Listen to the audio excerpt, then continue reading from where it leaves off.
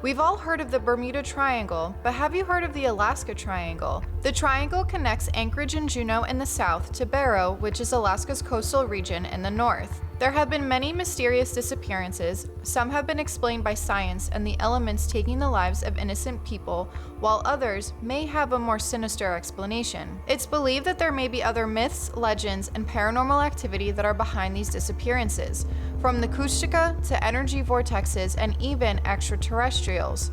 Over 16,000 people have gone missing since 1988, most of which have never been found with no trace. While the infamous disappearance of politicians in 1972 put the Alaska Triangle on the map, that was not the start of the Alaska Triangle. What's really going on in Alaska?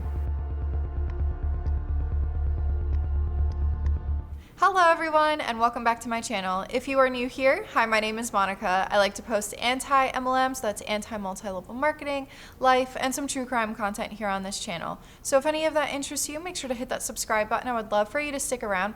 In today's video, I am bringing you part 2 of my Alaska Triangle series. So of course, disclaimer, this video is just for entertainment purposes only, just based on the research that I've done. So please do your own research on this topic. Some of these things it is about myths and legends and aliens and all of that. So of course, take this video with a grain of salt and the topic at hand.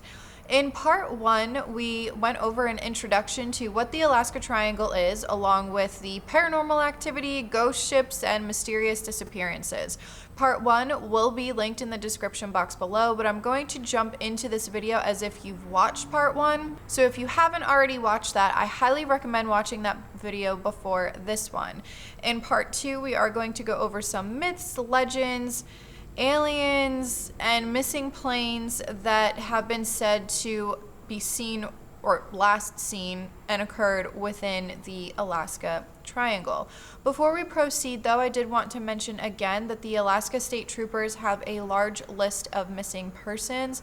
In an article I read, it said that in 2007 they added 2,833 missing persons to their database.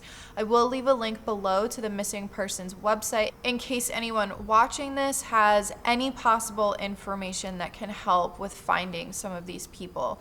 With that being said, let's get into the first topic, and that is about the Loch Ness Monster of Alaska. Lake Iliamna, which is located in southwest Alaska, is the largest lake in Alaska and the third largest lake in the United States. This lake is 77 miles long, 22 miles wide, and 988 feet deep. This is a lake where people have said that they have seen some kind of lake creature or some kind of lake monster that resembles that of the Loch Ness Monster in Scotland. Sightings of this lake creature or lake monster go all the way back to the 1940s. Some have already speculated that it could be a white sturgeon or a Pacific sleeper shark. However, there are others that do not believe this explanation. There have been stories that say this creature is a dark color and over 15 feet long. It has a long head and a tail with fins, along with disappearing very quickly. Fishermen have tried to catch it, and at one point a newspaper offered $100,000 for evidence that this lake monster exists. So as I said earlier, the lake monster in Lake Iliamna is supposed to resemble that of the Loch Ness Monster in Scotland, which, random fact, I have a Nessie ladle. I don't know if you guys have seen those online, but if I remember, I will try to link it below to the Amazon. I believe you can get it on Amazon, but anyway, back to the video. Lake Iliamna is over 50 times bigger than that of the lake where the Loch Ness Monster allegedly resides. According to the show The Alaska Triangle in episode 3, there was a man by the name of Bob Bird who is a local radio DJ. He says that in 1967, the lake monster was allegedly not necessarily caught, but seen very up close and personal. According to him, this large fish somehow straightened the hooks that it got caught on, and it was pulling some kind of a float plane. Eventually, the creature did break free from these hooks and whatever it was stuck on this float plane. Cliff Barackman, a cryptozoologist, also featured in this very same episode of the Alaska Triangle. He said that the latitude in the Alaska Triangle is very similar to that of Scotland. This means that the environments and weather can be somewhat similar to one another, including certain creatures or species, especially because it won't be as populated with people who reside in warmer climates, and there will be more wilderness for them to be able to live out their lives. There was a woman who spoke with some of the indigenous people, and she said that the elders believe there are almost something of a tunnel under Lake Iliamna that lead to other bodies of water where things in the water can travel faster. When I did see some of the footage of this alleged lake monster in Lake Iliamna, it does look as though the Lake Iliamna monster resembles that of the Loch Ness monster, with the humps that we always see in the legends. The way that it swims in the water is kind of similar. Some have said that this lake monster can be some kind of a descendant of the Plesiosaurs. It could very well be possible that there are other species in the water that we just haven't discovered yet. But going back to the Plesiosaur, if you don't know what a Plesiosaur is, it is an extinct marine reptile. They first appeared in the Triassic period approximately 203 million years ago. They were common during the Jurassic period until their disappearance at the end of the Cretaceous period approximately 66 million years ago. In the beginning of the 19th century, they were among the first fossil reptiles to be discovered. The plesiosaurs showed indications of being warm-blooded and had 4 long flippers along with breathing air. Could there be a species that is similar to the plesiosaur? Is the Lake Iliamna monster a descendant of the plesiosaur? Or is it just a shark and explained by science? Maybe one day we will find out. The next myth or legend that I would like to discuss in this video is that of the alleged giants that inhabit parts of the Alaska Triangle. This topic was spoken about in the Travel Channel series, so I took some notes from it because while I do find it very interesting, there's not too much supporting evidence out there to show that these giants existed. With that being said, there are some who believe maybe this could be some kind of conspiracy, that this is some kind of cover-up to make sure that giants aren't part of history. The show interviewed some indigenous people, and these people believe that these giants were anywhere between 12 to 20 feet tall, along with hunting people. It's been said that in November of 1900, there were skeletons that were allegedly found of these giants in an ancient cemetery at the Atlin Gold District. Someone had found 5 skeletons, one of which measured up to 7 feet tall, along with the skeletons having larger frames than the average person at the time. At one of the islands, the Aleutian Islands, it's been allegedly said that there were giant skulls found there, but they even had someone from the Smithsonian Institution come out and take a look at these, but somehow these skulls magically disappeared with no trace of them whatsoever. There is an article from November 18th of 1900 that I do want to go over. The title reads, "Skeletons of Giants in Alaska." November 17th, James L. Perkinson, an American miner of Atlin, arrived here today with news of the finding of a number of skeletons in an ancient cemetery in the north, which is of startling scientific interest. 2 weeks ago, the first excavations were being made for a new tunnel, and what appears to have been a burial ground was opened up. 5 skeletons, nearly complete, were exhumed, and each is the set of bones that belonged to a giant of prehistoric times. The altitude is high and the ground was half frozen. The bones were preserved almost intact, Perkinson says, that he expects if they had kept on digging, they would have found many more, as these were lying comparatively close together. The bones of the fingers and toes bad crumbled away, but the linger of one skeleton hand was sufficiently strong to hold a ring of what appears to be lead or some similar base metal. The skeletons were unusually well formed, but one unique feature was that the arms were several inches shorter than ordinarily appears, while the size of the bones of the forearm was enormous in comparison to the usual models. So I'm going to leave the article linked below if you would like to read the entire thing, but what do you guys think of this? Is this some kind of hoax? Is it real? Is it a government cover-up or a conspiracy? Let me know what you think about the giants of Alaska.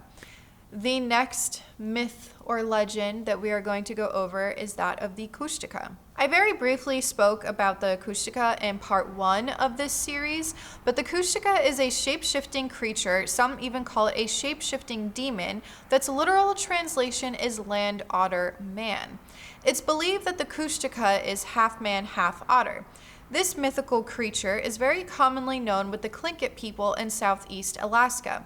Kushtaka can not only walk between land and water, but it's been said that it could walk between the physical and spiritual worlds. The Tlingit legend says that the Kushtaka has been known to lure their victims away from their loved ones by these high-pitched whistling sounds and by creating sounds that of women and children crying. Some have said that the Kushtaka takes their victims' souls, while others say that the victim turns into the Kushtaka. There is a story that involves the Kushtaka and Thomas Bay, or also known as the Bay of Death. Thomas Bay is located in southeast Alaska, northeast of Petersburg. It's known as the Bay of Death due to a massive landslide that happened in 1750 that killed over 500 Tlingit people. Thomas Bay was named after U.S. Navy officer Charles M. Thomas. The bay is known to be used for logging and is rich in gold and quartz. In 1900, there was a cautionary tale that was written by Harry D. Culp and 3 of his prospecting friends, Charlie, John, and Fred. And by prospecting, I'm referring to the first stage of the geological analysis of a territory. This is usually when people are looking for minerals, fossils, and precious metals. Harry, Charlie, John, and Fred were staying in Wrangell, which is a territory of Alaska. Allegedly, Charlie was told that Thomas Bay, or the Thomas Bay area, was great for mining gold and that there was an abundance of it. So that's when Charlie decided in May of 1900 he was going to go check it out. He was told to look for a half-moon shaped lake, but unfortunately couldn't find it right away. Charlie said that the area was very quiet, almost too quiet. He didn't see animals or anything of that nature. He did, however, find a large piece of quartz. Now, I have seen people say both gold and quartz, but for the sake of this video, we are going to say quartz. And he brought this back to his canoe. Eventually, Charlie found this half-moon shaped lake, which is where the Patterson Glacier drains into the Patterson River. Charlie claimed that he, out of nowhere, saw these devil creatures, which when described kind of maybe sort of sounded like the Kushtaka, that it came out of nowhere, but he somehow outran these creatures.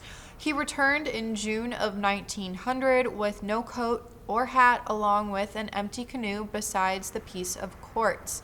Since then, there had been a few other stories of people seeing these creatures as well. In 1974 is when Harry Culp's daughter Virginia was interviewed by Irving Warner asking about her father's story. She said that she couldn't confirm whether this story was true or false, or if it was just a figment of his imagination or what it was. But Virginia said that there was large amounts of arsenic to have allegedly been in Thomas Bay, which may have caused some of these strange occurrences. So is the Kushtaka a mythical creature, or is it a species that we just haven't identified yet? Is it a figment of people's imaginations? I don't know. Y'all let me know what you think.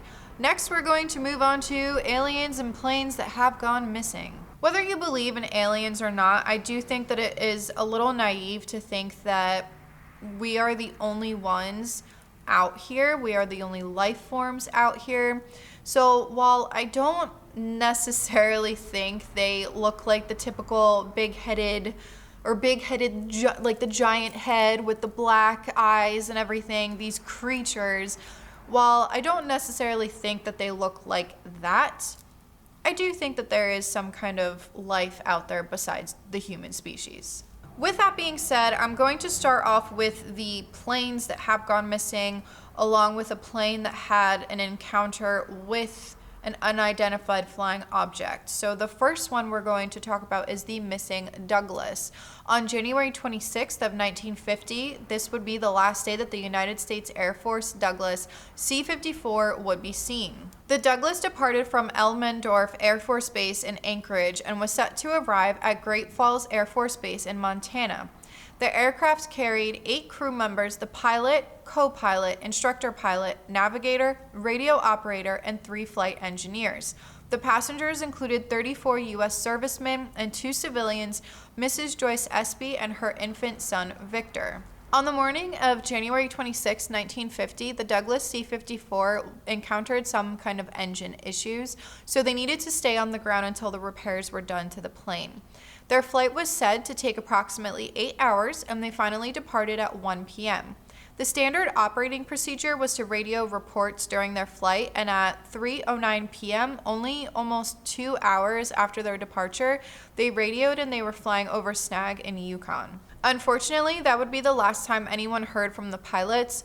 Operation Mark, which was named after their missing pilot's name, First Lieutenant Mike Tissick, was started when the plane did not make it to their final destination in Great Falls.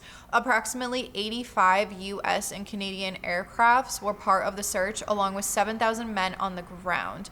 There were no traces of the plane or any bodies. The C-54 just disappeared into thin air. During the search, there were 3 C-47 aircrafts that had crashed as well. Thankfully, all 3 were located and everyone was okay. There were no fatalities. They continued searching for the missing Douglas until February 14th because of a Convair B-36 Peacemaker that was having engine issues due to fires being started in 3 of the engines while en route from Alaska to Texas. The reason why the United States Air Force focused on this new aircraft is because it was carrying a nuclear, I don't know if I can say this word on YouTube without being flagged, so I'm just going to spell it out, B-O-M-B. Fortunately, it was not live, but it was said that there was some kind of secret device, some kind of secret tech device that was on this new aircraft that they were looking for. And 12 people from the crew had been rescued. However, the crash site would not be found until 3 years later by a man named Ellis Hall. At the crash site, they were able to find one more body of one of the crew members. However, the remaining 4 men were never found. So on February 20th of 1950, going back to the missing Douglas, the search was officially done. They decided that they couldn't find it, so they were just going to end the search. Unfortunately, they said that all of the members that they couldn't find were now pronounced dead. The strange part about this disappearance is not being able to find a trace of anything. While the terrain where the missing Douglas was last said to have been is rugged and remote, with the size of the plane, there would have been some kind of visible crash site. It's just that there should have been some kind of trace. None of the lakes in that area are all that deep, along with no one reporting any floating debris or any leaking fuel or oil in any of the surrounding areas. In 2012, the relatives of those whose lives were unfortunately lost with the missing Douglas, they started a group called Operation Mike. This group was dedicated to finding out answers about this missing plane, along with their loved ones that have yet to be recovered. They even had a petition requesting the U.S. government to reopen the search and use the modern technology that we have today in order to somehow find some kind of trace of the plane. However, as of the article that wrote about this in April of 2019, the United States Air Force didn't reopen the search and said that they wouldn't reopen it until some kind of evidence was discovered that the missing Douglas could still be out there. Some conspiracy theorists have speculated that maybe the missing Douglas had flown into some kind of portal. Maybe this was a government cover up because of some kind of secret they were trying to hide that was on that plane? Was there a possible UFO that had something to do with it, or even electromagnetic forces is another question that some have raised. MUFON, which also known as the Mutual UFO Network, has information that in 2003, a bunch of reports of UFO sightings were very common in that area. In my opinion, I really don't think that we will ever know what happened to the missing Douglas unless the case is reopened and modern technology can be used to look for it. But even with that, I'm not sure if anything would be recovered because it's been so long since this happened. If there was a plane, it's probably buried very, very deep under the snow, it might even be frozen. It's at this point in time, I think that it's really truly gone forever, and I think that this will stay a mystery unless if some kind of case is reopened up on this and we are able to use some kind of modern technology. The next aircraft story that we're going to go over is Flight 1628. On November 17th of 1986, it was said that a Boeing 747 Japan Airlines Flight 1628 claimed to have had a run-in with a UFO. Flight 1628 was a cargo aircraft that also had wine on board. Captain Kenju Taruchi was the pilot of this flight, and by this point in his career, he had 10,000 hours of flight experience, along with being an ex-fighter pilot. Flight 1628 had departed from Paris and was on its way to its destination in Tokyo. Allegedly, at 5:11 p.m., when they were flying over Anchorage, the crew witnessed two unidentified flying objects to their left. They said that these UFOs had come out of nowhere and had surrounded Flight 1628, and they had a very bright light to the point where it lit up the cabin and the captain could feel the heat of these lights on his face. At 5:19 p.m., Captain Taruchi radioed Anchorage Air Traffic Control to let them know there was some kind of objects around them. After these two UFOs left, there was an alleged third one that had emerged, and this one was more of a larger disc-shaped craft that started to follow them as well. Anchorage Air Traffic Control requested this craft to confirm the unidentified traffic. However, at 5:51 p.m., it still could not be identified. Air Traffic Control was said to have been trying to get a military jet up there to help them, but Captain Taruchi declined the help and said that he believes he doesn't want anyone getting hurt and he doesn't want anyone to possibly provoke this UFO.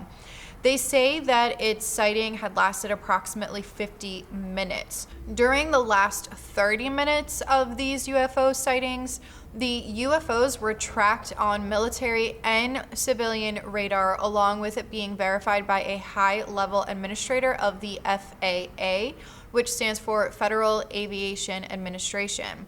Some conspiracy theorists say that the government tried to cover this up, this UFO sighting, but if that was the case, they did a terrible job because the public knows about Flight 1628. We might not know all of the details of Flight 1628, but there's enough for us to be able to form our own opinions and be able to theorize the incident ourselves. There have been many reported sightings of UFOs in Alaska, some of which included that there could be a possible abundance of UFOs underwater where these aliens or extraterrestrials are able to travel without being seen. Dan Willis, an ex-US Navy communications operator, was interviewed for the Travel Channel series about an incident that he had encountered in 1969. He said that he received a message from a ship in Morse code saying that the crew was afraid of what they had just seen. They allegedly saw a bright and glowing elliptical object. It had shot out of the ocean straight up into space at 7,000 miles per hour. Dan eventually started looking into more records and reports of these strange sightings. He found that in 1945 there was yet another sighting in Adak where one of the crew members of a ship saw a large round object just come out of the water. This object had allegedly circled the ship and it suddenly just took off into the sky. As I said earlier, I do believe that there are other life forms out there. It's also been speculated, as seen on the Travel Channel series, that Mount Hayes, which is at the heart of the triangle, may have some kind of alien base that's hidden somewhere in there. There was something called Project Stargate. It was a code name for a secret U.S. Army unit that was established in 1978 in Maryland by the Defense Intelligence Agency and SRI International, which was a California contractor. They used Project Stargate to investigate by using the potential psychic phenomena in military and domestic intelligence applications. Eventually, the project was terminated and declassified in 1995 after a CIA report stated that it wasn't a useful operation. There is very little information out there about this program, but what we do know is it was a way for the US to essentially, in my opinion, allegedly spy. They were using remote viewing, so kind of like 11 from Stranger Things. In 1970, they were using this remote viewing because it was believed that the Soviet Union could have possibly been using some kind of psychic research as well.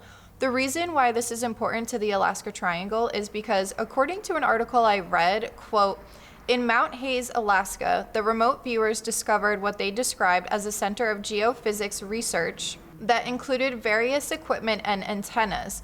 They also pointed out that the base was located near a HAARP base, which stands for High Frequency Active Auroral Research Program, end quote.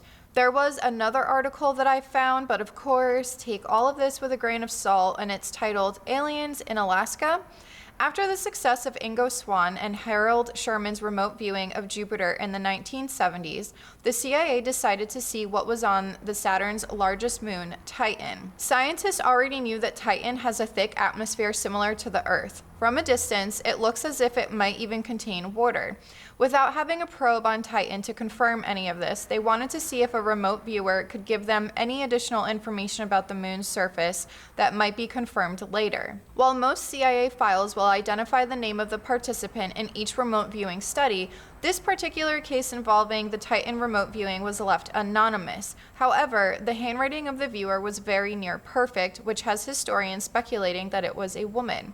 According to the viewer, they saw that the moon was inhabited by aliens that looked exactly like human beings. She described a scene of two good-looking male technicians supervised by an attractive woman with shoulder-length hair and a green lab coat. She also described an apparent base on the top of Mount Hayes, Alaska, that was run by these aliens who looked like human beings. Throughout her report of the vision, she made it seem as though she believed these aliens could easily come and go from the Earth as they pleased. Now, with that being said, the reason why you should take all of this with a grain of salt is because the Travel Channel series spoke of a man that did this as well, so this is why the lines kind of get a little blurred, but I thought it was interesting to share this with y'all as well. At the end of this article, it says, at the end of this session, the remote viewing monitor who had listened to all of these stories wrote, quote, no target, not verifiable, end quote.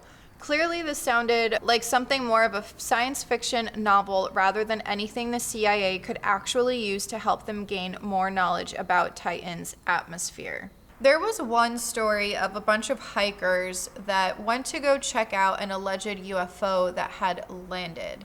They said that they found mutilated carcasses of many animals, some of which were not even native to animals in Alaska. Whether this is true or not, I'm not sure because I haven't found evidence of this, but it was a story that I wanted to tell, and it kind of fits with this let's sit around a campfire and tell stories kind of a thing with my Spooktober series. The aurora borealis, or otherwise known as the northern and southern lights, is a natural light phenomena that is displayed in high latitude areas in the Arctic and Antarctic. NASA has an article that talks about the magnetic fields due to these natural lights that says, it has been known for some time that the lights are caused by reactions between the high energy particles of solar flares colliding in the upper regions of our atmosphere and then descending along the lines of the planet's magnetic fields. Green lights tell of oxygen being struck at a certain altitude, red or blue of nitrogen. But the patterns, sometimes broad, sometimes spectral, sometimes curled, and sometimes columnar, are the result of the magnetic field that surrounds the planet. The energy travels along the many lines of that field and lights them up to make our magnetic blanket visible.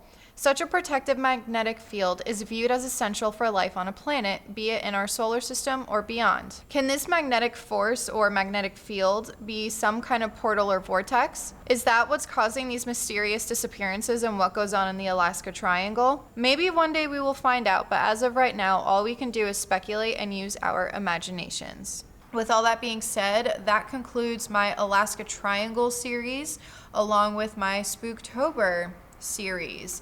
What did y'all think of the Alaska Triangle, all of the information that I was able to find? Again, I do encourage you to do your own research. Do you believe any of this? Are you skeptical? I will say that there are some things that I do believe and some things that I don't believe. But I think it's safe to say that there are a lot of disappearances and a lot of sightings that are very mysterious within the Alaska Triangle. So you guys let me know what you thought of this video, this series, my Spooktober series. Let me know if you want me to do it again next year. I mean, that's a really far way ahead, but if you guys really enjoyed it that much, maybe I'll do it again next year. But if you have watched up to here, thank you so much for watching, and I will see you guys next time. This is Monica reporting to you live from a highway. Bye!